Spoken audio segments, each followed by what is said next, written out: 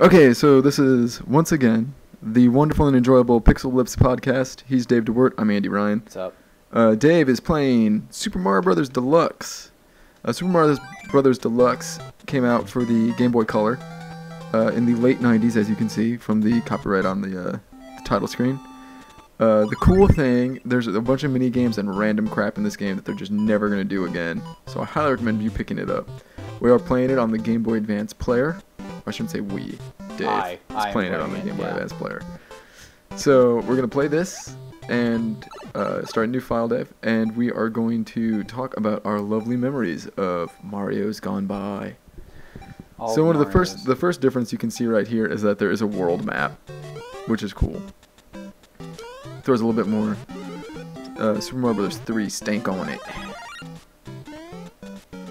Now, because it's on the Game Boy Color, the screen's going to be a little bit more cramped than a lot of us old folks are used to.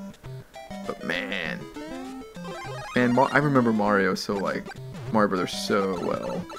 Yeah, I mean, the standard game in this seems to be pretty much just like the original, but there's some weird, wacky, random stuff in there. Well, there's a versus game.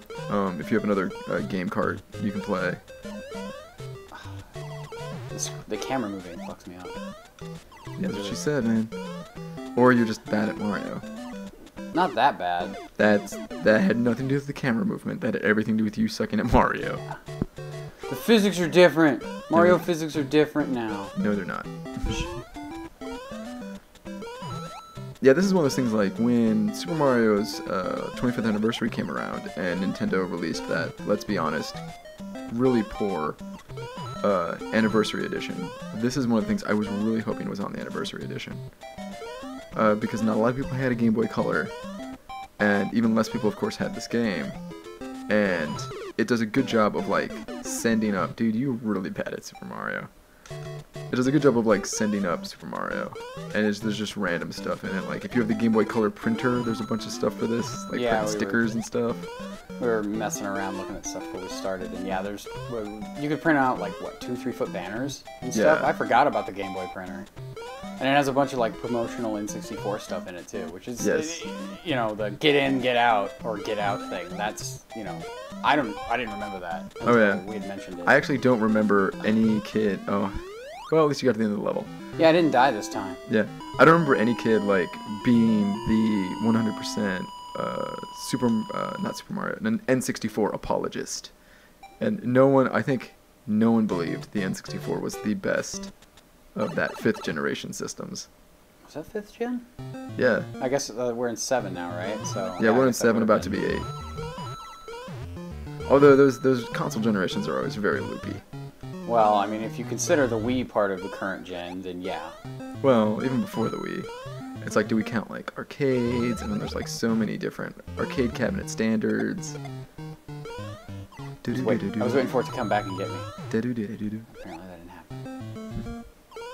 happen. But yeah, I remember the first time I got my Nintendo, I want to say I was 5 or maybe 6. Well, it came out in 1980? Oh yeah, I didn't have it when it was new. I was gonna say, well, I had it. I want to say we got ours in 89. I would have put you at 5 and it would have... Or 90. 89 or 90. Because I remember we only had it for a year and a half before the... Screw this, I'm cheating. Yeah, you're a cheater. I'm cheating. We only had it for a while before the Super Nintendo was on the horizon. Because we got Nintendo Power. Oh, I like how it shows the ones that you just skipped. That's kind of cool.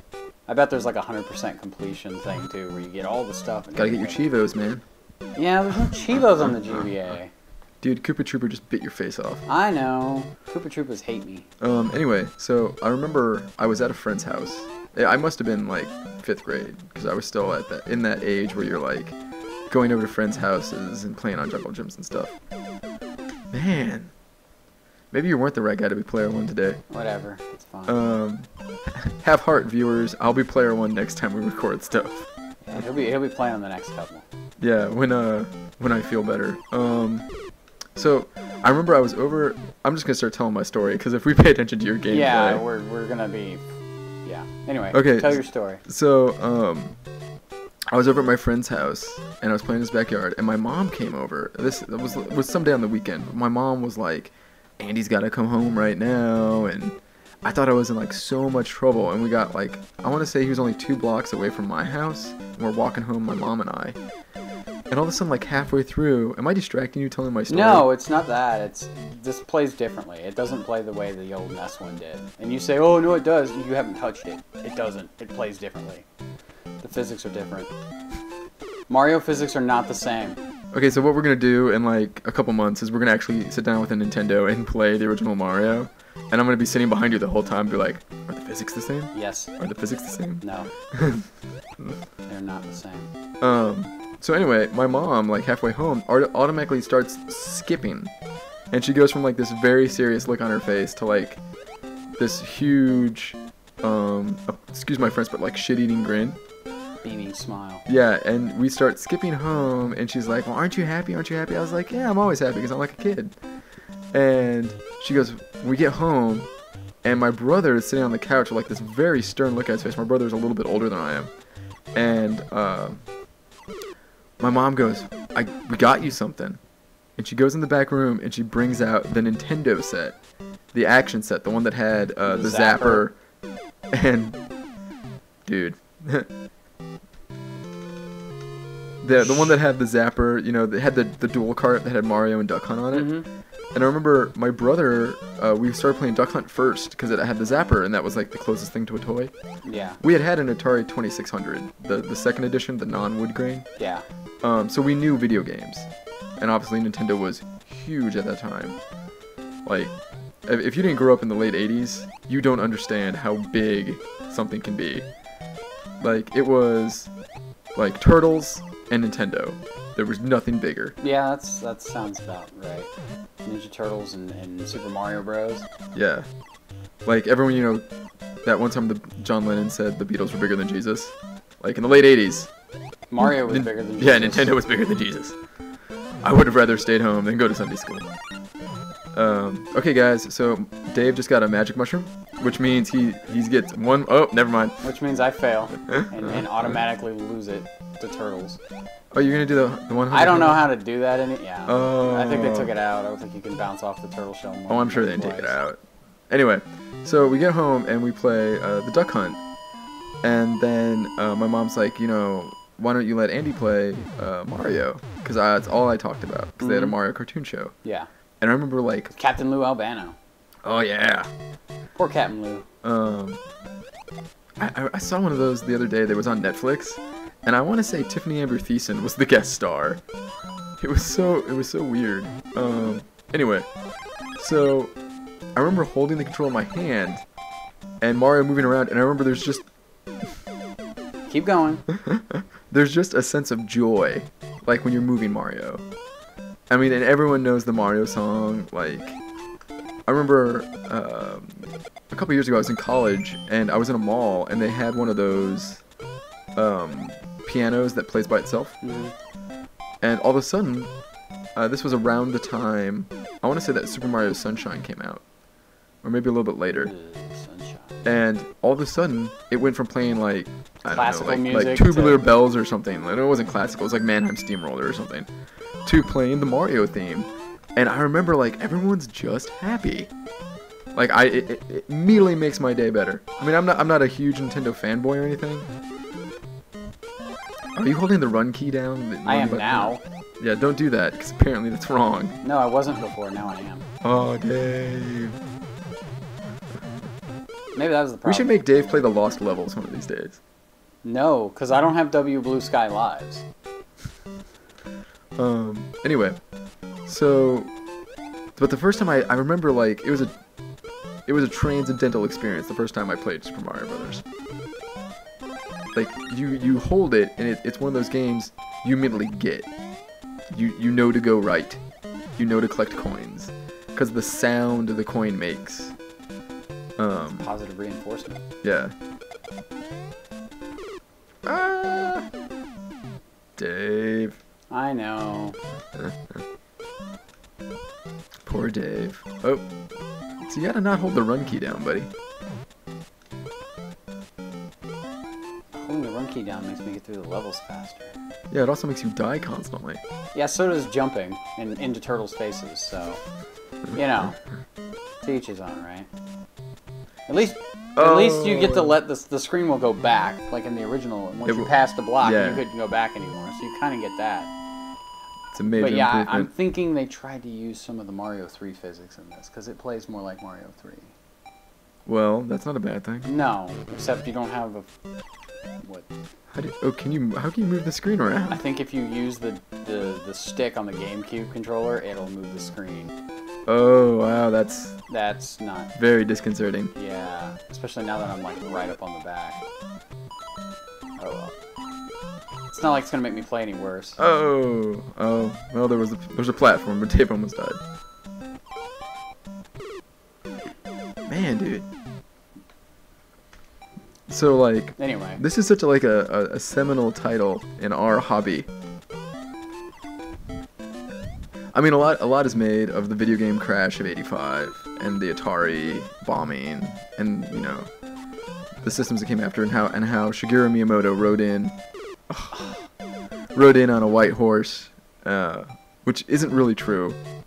It was a gray Pinto. Well, but like, yes, there was the video game crash. Thank you, E.T. But yeah, that's all E.T.'s for. Nintendo didn't. It wasn't anything special Nintendo did to fix it. Like, it wasn't like they have the magic touch. Like, when you think of titles that defined the NES, to my mind, only 3 of them are actually Nintendo-produced titles. You know, there's Metroid, the Super Mario Brothers 3, and there's A Legend of Zelda. Yeah. But like, you think of like the other top titles in the NES library, you got like Mega Man, of course, Mega Man. Oh, the first time I played Mega Man 2. I mean, there have been castles are. Oh, there have been many times that I've become a man in my life, but the first time was playing Mega Man 2. Yeah, enter your name, Dave.